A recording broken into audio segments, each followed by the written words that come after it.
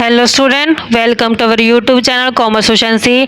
आज की क्लास में कवर करेंगे डिफरेंस क्या होता है रिवेन्यू रिजर्व में और कैपिटल रिजर्व में। इसे लास्ट क्लास में हमने कंसेप्ट डिटेल में कवर कर लिया है। अगर अभी तक आपने लास्ट क्लास नहीं देखिए ताकि आपके स्टडी में कंसिस्टेंसी बनी रहे। अगर अभी तक आपने मेरे यूट्यूब चैनल कॉमर्स एफिशिएंसी को सब्सक्राइब नहीं किया, सब्सक्राइब कीजिए और बेल आइकन जरूर प्रेस कीजिए ताकि जब भी मैंने वीडियोस अपलोड करूँ सबसे पहले नोटिफिकेशन आपके पास आए, आप वीडियोस को सबसे पहले देखकर आपकी स्टडी बूस्टअप हो। स्टार्ट करते कंसेप्ट की रिवेन्यू रिजर्व क्या होता है और कैपिटल रिजर्व क्या होता है। सबसे पहला आता है कि source of creation. Revenue reserve किस सोर्स से क्रिएट किया जाता है, कैपिटल रिजर्व किस सोर्स से क्रिएट किया जाता है। रिवेन्यू रिजर्व रिवेन्यू प्रॉफिट में से क्रिएट किया जाएगा।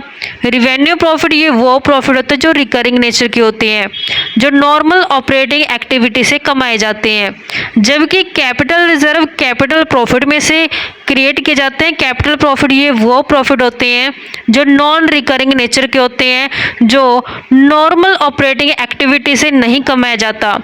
कैपिटल रिजर्व का इस्तेमाल कैश डिविडेंड डिस्ट्रीब्यूट करने के लिए नहीं किया जा सकता, यानी कि शेयर होल्डर के कैश डिविडेंड देने के लिए कैपिटल रिजर्व का इस्तेमाल नहीं करेंगे। सेकंड पॉइंट आता है यूसेज, कि कहाँ पे यूज़ कर सकते हैं रिवेन्यू रिजर्व का और कैपिटल रिजर्व का।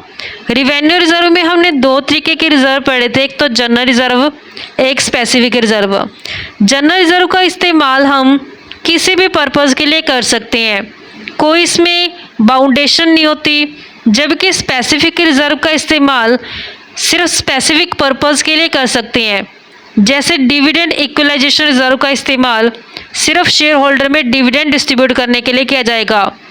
इन्वेस्टमेंट फ्लक्चुएशन फंड का इस्तेमाल इन्वेस्टमेंट के फ्लक्चुएशंस को फुलफिल करने के लिए किया जाएगा। डिबेंचर रिडम्पशन रिजर्व का इस्तेमाल डिबेंचर्स को रिडीम करने के लिए किया जाएगा। वहीं जो कैपिटल रिजर्व्स का इस्तेमाल करते हैं हम कैपिटल लॉस को पूरा करने के लिए किया जा सकता है, डिविडेंड डिस्ट्रीब्यूशन करने के लिए नहीं किया जा सकता। यानी कि हम कैपिटल रिजर्व का इस्तेमाल शेयर होल्डर में कैश डिविडेंड बांटने के लिए नहीं करेंगे। लेकिन अगर कुछ कंडीशन जो हमने कल की क्लास में कवर की थी, अगर कंडीशंस फुलफिल कर दी है, सिर्फ तब जो कैपिटल रिजर्व का इस्तेमाल है डिविडेंड डिस्ट्रीब्यूशन के लिए किया जा सकता है। पर्पज़ क्या होता है कि जो रिवेन्यू रिजर्व क्रिएट किया जाता है, इसका पर्पज़ होता है कि अनफोर्सिन लॉसेस को पूरा किया जा सके, ताकि जो बिजनेस की फाइनेंशियल पोजीशन है उसको स्ट्रॉन्ग किया जा सके। क्योंकि जब रिवेन्यू रिजर्व क्रिएट किया जाता है उसमें कोई अगर इन फ्यूचर के अंदर लॉस हो जाता है जिसके बारे में पहले से कोई एस्टिमेशन नहीं था, तो उस लॉस की भरपाई है जो रिवेन्यू रिजर्व का इस्तेमाल करके कर सकते हैं, जिससे जो फाइनेंशियल पोजीशन होती है बिजनेस की वो बनी रहती है, स्ट्रॉन्ग रहती है। जबकि कैपिटल रिजर्व का इस्तेमाल इसलिए करते हैं ताकि कैपिटल लॉसेस अगर होते हैं तो उन कैपिटल लॉसेस की भरपाई की जा सके। इस तरीके से बच्चों हमारे पास एक कंसेप्ट बनता था रिवेन्यू रिजर्व और कैपिटल रिजर्व में डिफरेंस क्या है। नेक्स्ट क्लास में कवर करेंगे सीक्रेट रिजर्व का कंसेप्ट। ऐसे ही रेगुलर क्लासेस के लिए आप मेरे यूट्यूब चैनल कॉमर्स एफिशिएंसी को सब्सक्राइब, लाइक और शेयर करें।